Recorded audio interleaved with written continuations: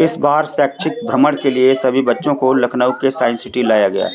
Science city ला करके पहले बच्चों को लाइन में खड़ा करके कैसे शैक्षिक भ्रमण करना है, रूल और रेगुलेशन समझाया गया। और कई जगह घूमने के लिए हमें समय का ध्यान देना पड़ेगा और समय के साथ साथ आपकी रिपोर्टिंग भी अनिवार्य है। आप जब समय से उपस्थित होंगे तभी हम दूसरे जगह के लिए प्रस्थान कर पाएंगे। पार्क में जाकर के किसी प्रकार की इलीगल एक्टिविटी न करना या कोई तोड़ फोड़ या कोई चीज तोड़ना ताड़ना नहीं, आराम से देखना है और आपको अपने ग्रुप लीडर के साथ रहना है। ग्रुप लीडर से अलग नहीं रहना है, उनकी बात मानना है।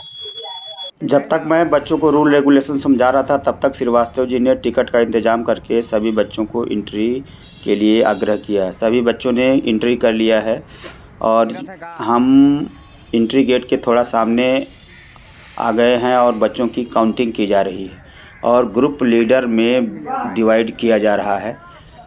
ग्रुप लीडर में इसलिए डिवाइड किया जा रहा है क्योंकि बच्चे छोटे छोटे ग्रुपों में रह करके टाइम से फिर उपस्थित हो जाएंगे और एक जगह से दूसरे जगह जाने में हमको आसानी होगी। अब हम यहाँ से अंदर की तरफ गए और सबसे पहले एक्वेरियम गए जहाँ पर मछलियों का संसार है और इतना बड़ा संसार है कि देखते ही खुशी का ठिकाना नहीं रहता। तरह तरह की मछलियाँ, स्वर्ण कलर की मछलियाँ, छोटी मछलियाँ, बड़ी मछलियाँ, बड़ा ही सुंदर नज़ारा है और यहाँ से तो निकलने का मन ही नहीं करता है। अगर सही प्रकार से सभी बॉक्स के सामने जाया जाए और ढंग से अध्ययन किया जाए तो ये देखिए कितनी सुंदर मछली है और इनका हमने फ़ोटो कैप्चर किया। हमारे साथी ठाकुर साहब भी साथ में हैं, उधर मुंशी जी खड़े हैं और सौंदर्य निहारने के चक्कर में बच्चों पर ध्यान नहीं दे रहे हैं। ये हमारे स्कूल का एक बच्चा है जो सभी चित्रों को संजोने में लगा हुआ है। बहुत सुंदर नज़ारा है और बड़ा ही प्रेम से, बड़े ही लगन तन्मयता के साथ हम लोग एक एक चीज़ों का निरीक्षण कर रहे हैं। बच्चे भी अपने एक्टिविटी में व्यस्त हो गए हैं और वो भी सभी चीज़ों का लुत्फ़ उठाने में लगे हुए हैं। इन सुंदर दृश्यों को मैं भी कैप्चर करने में लगा हुआ हूँ। ये चित्र देख करके तो अचंभा हो गया। पूरे ब्रह्मांड का दर्शन यहाँ पर किया जा सकता है। इधर ग्लोब बना हुआ है और बड़ा ही सुंदर नज़ारा है। फिर इन सब कुछ करने के बाद हम लोग ऊपर के तल में गए। ये चित्र देखिए कितना सुंदर है और ये देखिए सब साइंस से संबंधित, भौतिक के संबंधित सारी चीज़ों को यहाँ पर दिखाया जा गया है। हमारे स्कूल के नहीं बच्चे भी, अन्य स्कूल के बच्चे भी एक्टिविटी कर रहे हैं। यहाँ पर देखिए लड़के अपने बैलेंस को देख रहे हैं कि हम बैलेंस अपने आप को कर पा रहे हैं कि नहीं। एक लड़का तो बढ़िया से बैलेंस कर ले गया है, ये पीछे वाला लड़का भी फेल हो गया। ये देखते हैं ये बैलेंस कर पाता है कि नहीं। मुश्किल से ये इसने भी बैलेंस कर लिया है। ये लड़का दोबारा प्रयास किया लेकिन नहीं कर पाया, फिर ये भी दोबारा में असफल हो गया। अब इसके बाद मैं ठाकुर साहब को कहता हूँ कि आप आइए और अपना बैलेंस संतुलन को देखिए कि आप संतुलित हो पा रहे हैं नहीं। ठाकुर साहब भी फेल हो गए लेकिन इनका वज़न इतना काफ़ी है कि रस्सी एकदम नीचे तल तक पहुंच जा रहा है। फिर भी इन्होंने अपना कवार को पूरा किया है।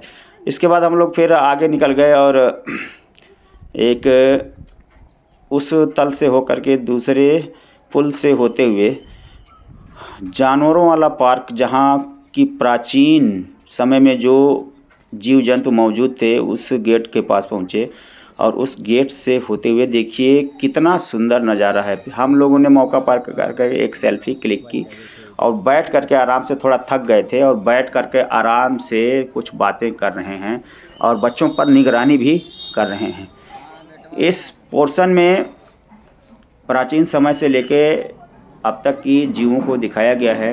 वे जीव जो लाखों करोड़ों वर्ष पहले थे, उनके यहाँ सचित्र वर्णन किया गया है। देखिए कितना सुंदर नज़ारा है। ये प्राचीन काल के हिरण के आकार के जानवर हैं। ये डायनासोर, विशाल डायनासोर, देखते ही ये चित्र बनता है। बच्चे देख करके इसको बड़े ही अचंभित हैं आप भी देखिए कि ये डायनासोर किस तरह का था, इसकी आकृति कैसे थी। इसमें एक फैसिलिटी ये भी दी गई है कि ये अपना मुंह भी खोल सकता है। ऐसा जब ये करता है तो छोटे छोटे बच्चे बिल्कुल डर जाते हैं। ये देखिए कितना सुंदर विशालकाय। ये देखिए गेंडे के आकार का एक और जानवर, ये हाथी। और इधर हमारे मुंशी जी खड़े होकर के चित्र खींच रहे हैं। और विशालकाय हाथी। और ये एक तरीके का याक जो है, ये प्राचीन समय का याक है, जो अब इसका जो मॉडिफाई हो गया है। इसका आकार पहले विशालकाय आकार का होता था। सुंदर प्राकृतिक चित्रण और फूलों पत्तियों से सजी ये पोर्शन बहुत ही आकर्षक है। हाथी प्राचीन काल के, और ये विशालकाय जीव जो पहले सरवाइव करते थे।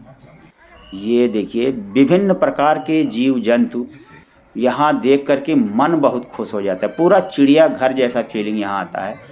और यहाँ आने पर बिल्कुल पैसा वसूल है। फिर हम लोगों ने ग्रुपिंग की योजना बनाई कि एक चित्र लिया जाए जो पूरे स्कूल के छात्र जिसमें बैठे हुए हों।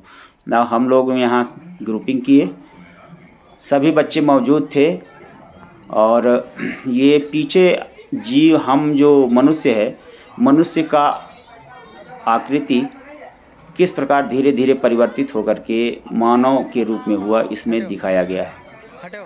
शुरू से लेकर लास्ट तक दिखाया गया है कि मानव का आकार किस तरीके से परिवर्तित हुआ। शुरू में मानव कैसा था और धीरे धीरे अनुकूलन करते हुए मनुष्य के रूप में कैसे परिवर्तित हुआ। पूरा एक सीरीज दिया गया है। इस सीरीज़ को हम लोगों ने ध्यान से देखा, पढ़ा और समझा। इसके बाद हमने योजना लंच की बनाई और सभी को लाइन में खड़ा करके लाइन से ही जो है पार्क के एक स्थल की ओर गए जहां लंच करने की योजना बनाई गई। सभी बच्चे मौजूद थे, सभी खुश थे, सभी प्रसन्न थे और सभी नज़ारों का लुत्फ़ बड़ा अच्छे तरीके से।